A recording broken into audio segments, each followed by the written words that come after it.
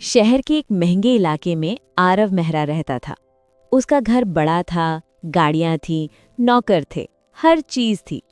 आरव के पापा एक अमीर बिजनेसमैन थे और आरव को लगता था कि पैसा हो तो जिंदगी अपने आप सेट हो जाती है। आरव को बचपन से ही किसी चीज की कमी नहीं थी, इसलिए उसे किसी चीज की कदर भी नहीं थी, खासकर पढ़ाई की। सुबह स्कूल के टाइम माँ रोज कहती, आरव बुक बैग रेडी है। आरव हमेशा एक ही जवाब देता, हाँ हाँ मम्मी देख लेंगे, वैसे भी एग्जाम से कुछ नहीं होता। स्कूल जाकर वो लास्ट बेंच पर बैठता, टीचर बोलते रहते और आरव खिड़की से बाहर देखता रहता। होमवर्क उसके लिए सिर्फ एक बोझ था। इसी घर में काम करने वाले रमेश का बेटा था गोलू। गोलू प्यारा सा सिंपल सा बच्चा था। वो आरव के जैसे कपड़े नहीं पहनता था, ना उसके पास महंगी चीजें थीं, लेकिन उसके पास एक चीज थी, पढ़ने का जुनून। गोलू और उसके पापा घर के पिछले हिस्से में बने एक छोटे से कमरे में रहते थे। उस कमरे में सिर्फ एक पलंग, एक पुरानी सी अलमारी और एक छोटी वुडन टेबल थी। गोलू वहीं टेबल के पास बैठकर पढ़ता था। टेबल के ऊपर एक पीला बल्ब लगा था जो कभी-कभी ब्लिंक करता रहता। जब लाइट चली जाती तो गोलू मोमबत्ती जलाकर पढ़ना शुरू कर देता। रमेश कई बार कहता, बेटा इतनी रात तक मत पढ़, आंखें खराब हो जाएंगी। गोलू धीरे से मुस्कुराता और कहता, पापा थोड़ा और पढ़ लूं, कल टेस्ट है। संडे के दिन था। आरव के पेरेंट्स गार्डन में बैठे चाय पी रहे थे। आरव पास में मोबाइल पर गेम खेल रहा था। तभी मिसेस मेहरा की नज़र पिछले हिस्से पर पड़ी। उन्होंने देखा गोलू टेबल के पास बैठकर पढ़ाई कर रहा था। उन्होंने रमेश से पूछा, ये लड़का छुट्टी के दिन भी पढ़ रहा है? रमेश ने थोड़ा झिझकते हुए कहा, हाँ मैडम, उसे पढ़ना बहुत पसंद है, बस पैसों की दिक्कत है। तभी मिस्टर मेहरा ने आरव से कहा, आरव तुम भी थोड़ा पढ़ लो। आरव झल्लाते हुए बोला, पापा आप भी ना, ये सब बेकार है, मुझे कौन सा नौकरी करनी है। मिस्टर मेहरा चुप हो गए। उन्होंने गोलू को देखा, फिर आरव को।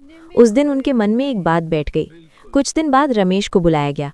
मिस्टर मेहरा ने कहा, हम गोलू का एडमिशन आरव के स्कूल में करवा रहे हैं। रमेश की आंखों में आंसू आ गए। साहब, मैं ये एहसान जिंदगी भर नहीं भूलूंगा। गोलू का एडमिशन हो गया। पहले दिन वो स्कूल यूनिफॉर्म में थोड़ा घबराया हुआ था। आरव ने उसे देखकर कहा, तू भी यहीं पढ़ेगा? गोलू ने सर झुकाकर कहा, हाँ मुझे पढ़ना है। क्लास में बच्चे हंसने लगे, देखो नौकर का बेटा। पर गोलू चुप रहा। वो रोज क्लास में ध्यान से सुनता, ब्रेक में लाइब्रेरी जाता, घर आकर वहीं छोटी सी टेबल पर बैठकर पढ़ना शुरू कर देता। आरव धीरे धीरे और बिगड़ता गया। होमवर्क नहीं, टीचर्स की बात नहीं, बस मजे। एग्जाम्स आए, आरव मुश्किल से पास हुआ, गोलू टॉप करता गया। साल बीतते गए, 10th, 12th, हर जगह गोलू आगे बढ़ता गया।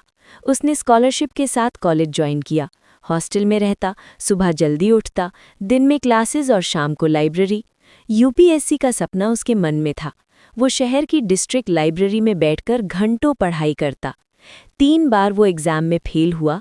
लोग बोले, छोड़ दे, तेरे बस का नहीं। गोलू ने सिर्फ इतना कहा, एक और बार कोशिश करूंगा। 4th अटेम्प्ट में उसका नाम लिस्ट में था। गोलू कलेक्टर बन गया। उधर आरव बिजनेस में हाथ डाला, लॉस हुआ। आखिर एक प्राइवेट ऑफिस में नॉर्मल सी जॉब मिल गई। रोज बॉस की डांट, कम सैलरी और जिंदगी से शिकायत। एक दिन ऑफिस में नोटिस लगा, डिस्ट्रिक्ट कलेक्टर विजिट। आरव जैसे ही बाहर गया, उसने देखा एक सफेद गाड़ी से कोई उतर रहा है। वो गोलू था। आरव चुप हो गया। थोड़ी देर बाद बोला, गोलू तू जीत गया। गोलू ने शांत आवाज में कहा, जीत हार कुछ नहीं होती आरव, बस समय होता है। आरव की आंखें भर आईं। काश मैंने भी पढ़ाई की होती। गोलू ने कहा, पढ़ाई ही वो चीज है जो वक्त आने पर जवाब बन जाती है। और वहां खड़े हर इंसान ने समझ लिया, पढ़ाई की कीमत पैसों से नहीं, जिंदगी से चुकानी पड़ती है। आरव कुछ देर तक गोलू को देखता रहा। उस सफेद गाड़ी, यूनिफॉर्म और लोगों के बीच खड़े गोलू को देखकर उसे समझ आ गया कि जिंदगी सिर्फ मौज मस्ती से नहीं चलती। उसकी आंखों से आंसू बहने लगे। आरव धीरे से बोला, गोलू अगर वक्त पीछे जा सकता तो मैं भी तेरी तरह मेहनत करता। गोलू ने आरव के कंधे पर हाथ रखा और शांत आवाज में कहा, वक्त वापस नहीं आता आरव, लेकिन सीख हमेशा मिल जाती है। कलेक्टर गोलू आगे बढ़ गया और आरव वहीं खड़ा रह गया, सिर झुकाए, दिल में एक बोझ लिए। उस दिन आरव ने समझा कि जो बचपन में पढ़ाई से भागता है, जवानी में जिम्मेदारी उसका पीछा करती है। और गोलू ने साबित कर दिया कि पढ़ाई किसी का हक छीनती नहीं बल्कि हर मेहनती को पहचान दे देती है। Hello everyone यही and थी welcome पढ़ाई to की my कीमत। office. This globe shows our global connections and this flag our pride.